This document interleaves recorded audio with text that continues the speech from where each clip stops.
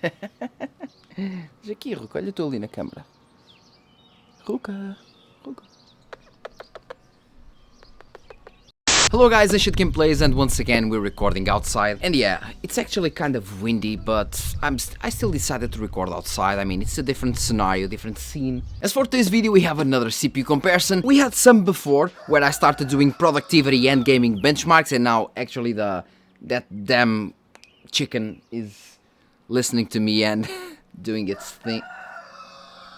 Exactly. We had some videos like that before with the 5700X3D versus 5800X3D versus 7800X3D. We had other video with the 7500F as well, and now we have the 7500F versus the 8400F. Different generations, the 7500F versus the 8400F, obviously, but the later generation of the 8000 series is actually just an APU without integrated graphics. And we know that APUs usually have lower cache, and cache makes a lot of difference in gaming and some other tasks, so the point is to see how it fares. And since the 5600X is still one of the most used CPUs nowadays, I just decided to keep it, or at least to put it in between those two in order to test it as well. So 5600X versus 7500F versus 8400F. And damn, that little chicken is really messing with me.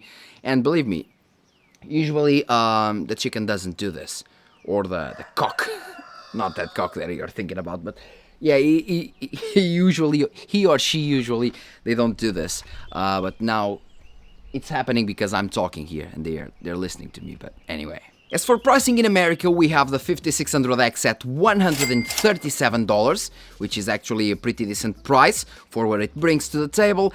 Then we have the 7500F, not in American stores, not from what I know, but you can buy it in AliExpress, and you can get it for a whopping $133, and for this price it is already a killer deal, a massive killer deal for the AM5 socket. And then we have the 8400F released some time ago for $169, and by the way, thank you AMD for sending me the 8400F, by the way, thank you. And as for the European prices, we have the 5600X at 113 euros, the 7500F can be bought in our stores, and we have it as low as 162 euros, and the 8400F at 157 euros. So this means that in America we actually have the 7500F cheaper than the 8400F, and in Europe the prices are basically the same in between the 7500F and the 8400F. And of course in Europe the 5600X is much less expensive at 116 euros. Of course it is from the best socket, but once again 113 euros, so it's also a very good deal. So after all, which CPU should you pick? Let's find out right after today's sponsor. Today's video sponsor is GVG Mall, bringing you lots of software deals like Windows 10, Windows 11, Office 2019 or 2021 with a new Windows 11 design, and for all of these you can use my SKG discount code for 30% off, getting a Windows 11 serial key for $22 and a Windows 10 one for only $15. Then use the key on your Windows settings and you'll have an activated system. So, benchmarks.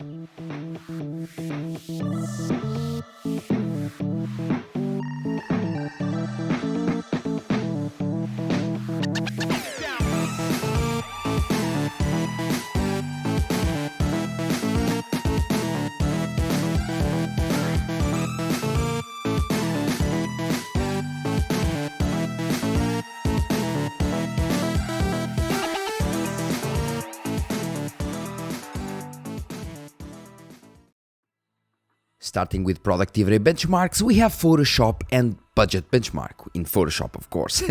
In this case, things are pretty well scaled, with the 8400F being around 12% faster than the 5600X, and the 7500F being around 11% faster than the 8400F, and 25% faster than the 5600X, which seems about right. With Premiere, things are more or less the same once again, with the 7500F being 10% faster than the 8400F and 18% faster than the 5600X, which is honestly not that much for a whole generational upgrade to be worth it, but that's just my opinion of course. As we go to Blender, things get more in line with what they should be, with the 7500F being 26% faster than the 5600X, and with the 8400F still delivering a decent 16% increase over the 5600X. And considering the 8400F is an APU without the integrated graphics, it is actually not bad.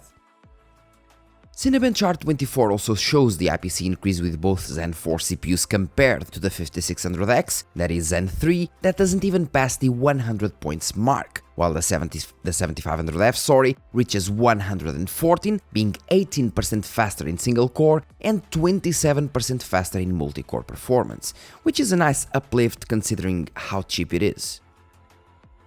And to finalize the productivity benchmarks, we have 7-zip, and one of the things that was improved the most with the Zen 4 CPUs was the compression values, maybe due to having double the L2 cache, or simply because they're using DDR5. Still, if you look for the 5600X versus the 8400F here, you can see that surprisingly, the 5600X is virtually on par with the 8400F in terms of decompression. But when it comes to compression, the 8400F is 19% faster, with the 7500F obviously being the best of both worlds. And with this all seen, let's now move to the gaming benchmarks.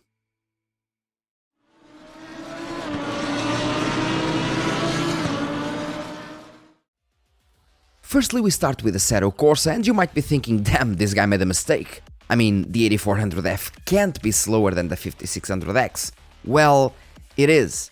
And it is slower because it only features 16 MB L3 cache, as the 8400F is literally a Zen 4 APU without integrated graphics. And we all know how cache is important from the performance numbers that we see, for example, with the X3D CPUs. Also, the 8400F overclocking results made no difference in games, so I did not include them here, but they'll be included in the averages chart in the end, so don't worry. As for the numbers, well, the 7500F is 28% faster than the 5600X, that is also 3% faster than the 8400F, even without any overclocking, which is quite embarrassing if you ask me. And speaking of embarrassing, look at this, just look at this. The 5600X in Call of Duty Modern Warfare 2 is up to 18% faster than the 8400F, a newer CPU on a newer and more expensive platform. This is how much difference the L3 cache makes in gaming, and that is seen by looking at the 7500F, which is up to 38% faster than the 8400F in this title, with both using Zen 4 architecture. As we go to Counter-Strike 2, even the Russian kids would pick a bottle of vodka over the 8400F. I mean, the older 5600X is pushing up to 33% more FPS, which is mind-blowing for an older generation CPU with the same number of cores and lower frequencies. This is once again how much difference cache makes. And the 7500F, of course, is 19% faster than the 5600X and a whopping 59% faster than the 8400F. Damn. Hogwarts Legacy is the first game where the 8400F actually pulls its weight and performs at least on par with the 5600X, even having half the L3 cache, being 6% faster with RAM tweak versus RAM tweak, with the 7500F being much superior, delivering 27 FPS more, being in this case 22% faster.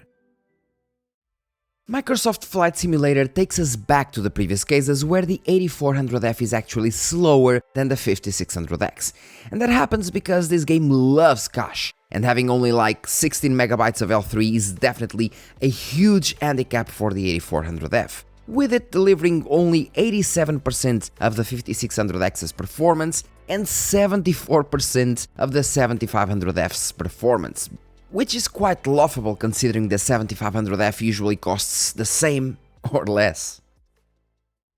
Banishers Ghosts of New Eden is actually a pretty CPU-intensive title in the village areas, of course, with the 8400F now finally outmatching the 5600X by 4%, and with the 7500F being obviously the clear winner, as it should, delivering almost 22 FPS over the 5600X, being also 22% faster.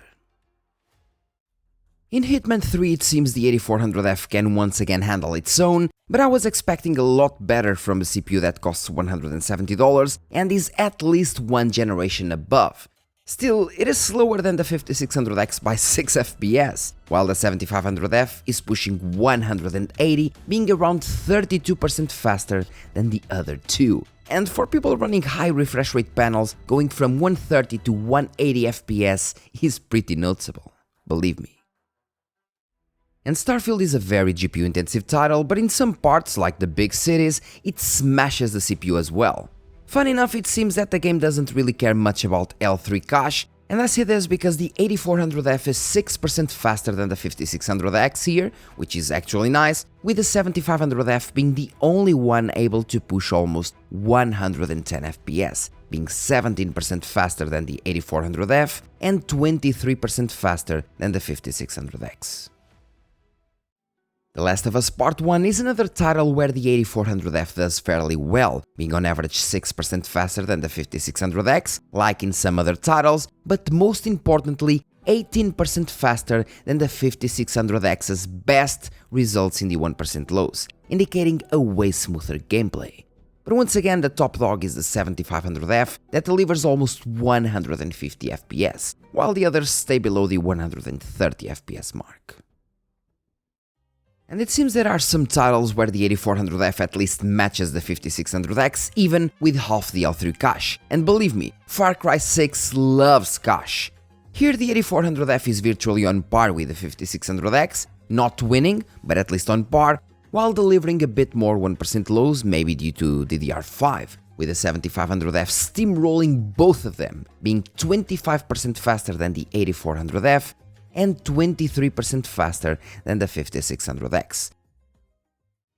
But the tables do turn, once again, as soon as we go to League of Legends. And it is actually odd to see these results because this game doesn't really care much about cache from what I tested. And in terms of IPC, the 8400F actually beats the 5600X quite easily. So cache on this CPU needs to be really throttling the rest in order to be this bad in this game.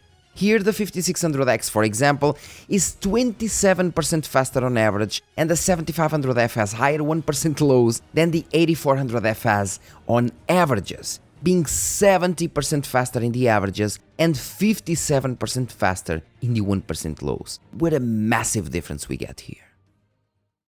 As for Spider-Man, the 8400F fares pretty well here, and since I know this game loves the extra bandwidth of DDR5, that might be what puts it on par with the 5600X. As for the 7500F, it isn't that much faster than the others here, delivering only around 18 FPS more than the 8400F, in this specific scenario of course. And in this same specific scenario, it wouldn't really make much of a difference, although the higher 1% lows are always welcomed. Although when we enable ray tracing, differences get a bit larger, with the 8400F now being 10% faster than the 5600X and 14% slower than the 7500F. Reaching the final line, we have Total Warhammer 3, and this game, even in the battle benchmarks, tends to get kind of GPU bottlenecked most times, even with the 7900 XTX. But what we need to look into are the 1% lows. For example, the 8400F is slightly slower than the 5600X here, but at the same time, it also has slightly better 1% lows, while the 7500F is only 4% faster than the 5600X due to a GPU bottleneck, like I told you before, but it delivers 54% more FPS in the 1% lows, which is actually insane for a CPU that costs $130. And now we have the 14 games average, and as promised I delivered the 8400F overclocking results. As you see, overclocking the 8400F to safe levels, at least with my sample that might not be that great, leads us to a mere 2% performance increase, still putting it below the 5600X on a general picture. In some games it is equal or slightly faster, but besides productivity, the 8400F is just a bad buy for its price. And especially when we have the 7500F for like 130 or 140 bucks, that blows the other two CPUs out of the water, being up to 29% faster than the 5600X, which is not a bad jump in performance, not at all. And to ice the cake, we have the power draw results taken with Hardware Info 64. We have idle in grey, single core in orange and multi-core in black.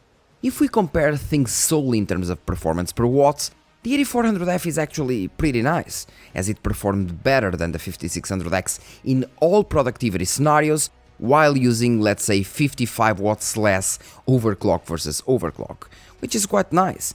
And even in single core performance and idle, the differences are quite big percentage-wise. The 7500F does consume more power at idle and single core when tweaked, but it is actually still below the 5600X in multi-core power draw, while being much faster. So I would say that the only pro that I can see with the 8400F is the power efficiency. But you could simply get a cheaper and faster 7500F, underclock it, and still get better performance. So I see not a big point here.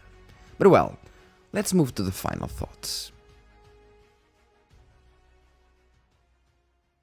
And well guys, as you saw, the results are quite interesting actually, well, I knew from the beginning that the 8400F would be slower than the 7500F because both are using the Zen 4 architecture, but at the same time the 8400F, since it is completely an APU, basically different structure, an APU monolithic die versus the MCM die, so monolithic die on 4 nanometers versus the 5 nanometers on the 7500F, but at the same time the boost clocks are lower because it is an APU and it doesn't bring integrated graphics.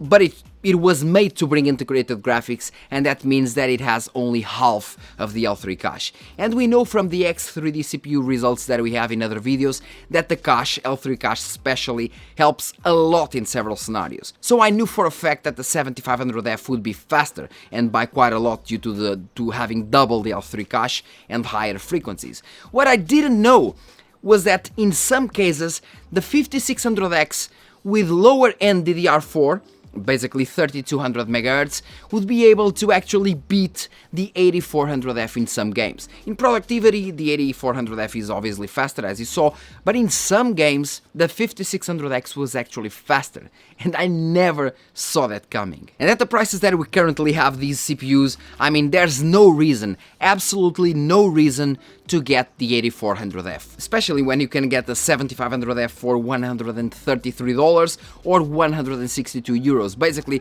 the same price as the 8400F, or even cheaper than the 8400F, but of course way better in terms of performance, in terms of productivity, and especially in terms of gaming performance. I mean, once again, the 5600X costs $137, which is the same as the 7500F in AliExpress, but if we go to Europe, the 5600X is like 113 euros, and it performs faster than the 8400F in some games. So once again, there's absolutely no reason to pick the 8400F over the other CPUs.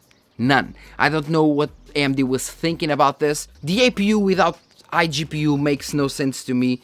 Really no sense to me. It doesn't have an NPU like the 8600G and the 8700G. It doesn't have gaming performance because it lacks cache. I don't know what's the point of this CPU when you can get the 7500F, or even for like 20 bucks more the 7600 Non-X, which will be even better than the 7500F, and of course will completely blow the 8400F out of the water for like 20 bucks more. I don't know what AMD was thinking, but once again, there's no reason to get the 8400F. Either stay with your 5600X, or if you want a mild upgrade to AM5, just get the 7500F or the 7600 Non-X. Overall, better performance and lower price. And well guys, that's all for today's video. Thank you very much for watching. Don't forget to like, subscribe and share this video. And of course, the audio quality won't be as good as it was before because I'm using the camera's microphone. Well, it's actually a Rode microphone, but it isn't that great. And it is connected to the camera, of course, while usually I use the Blue Ember microphone. But well, I hope you still enjoy the video. Leave your comment in the comment section. Let me know which CPU would you get and why. Which one do you prefer? Would you actually upgrade from the 5600X to the 7500F? Would you or would you not? And by the way, let me know as well what do you think about the 5600X versus 8400F results, because those ones surprised me. I wasn't expecting that. Once again, thank you for watching and see you in the next video, guys. Cheers.